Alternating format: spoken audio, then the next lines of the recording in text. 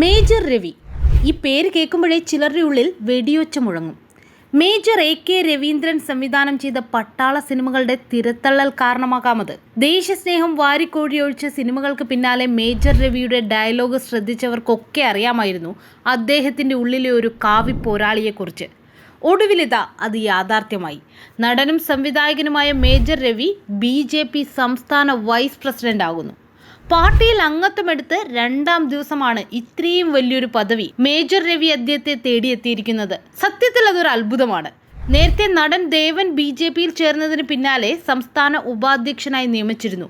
ഇതിപ്പോൾ കേരളത്തിൽ ഒരൊറ്റ സീറ്റ് പോലും ഇല്ലെങ്കിലും കൈനിറയെ വൈസ് പ്രസിഡന്റുമാരുള്ള പാർട്ടിയായി BJP വളരുകയാണ്.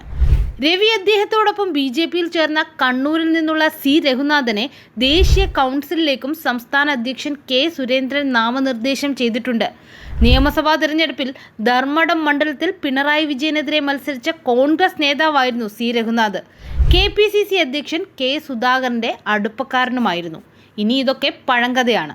BJPയുടെ രാഷ്ട്രീയത്തെ പ്രകീർത്തിക്കാൻ മേജർ രവി സാബിന് പണ്ടേ 100 നാവാണ്. പ്രധാനമന്ത്രി നരേന്ദ്രമോദിജിയോട് വലിയ ഇഷ്ടവുമാണ്.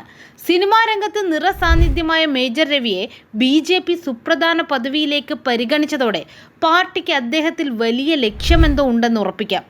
വരുന്ന ലോക്സഭാ തെരഞ്ഞെടുപ്പിൽ അദ്ദേഹം പാർട്ടിക്ക് വേണ്ടി മത്സരിക്കുമെന്നാണ് സൂചന. കേരളത്തിൽ 6 മണ്ഡലങ്ങളിൽ വളരെ പ്രതീക്ഷയോടെയാണ് BJP കളത്തിലിറങ്ങുക.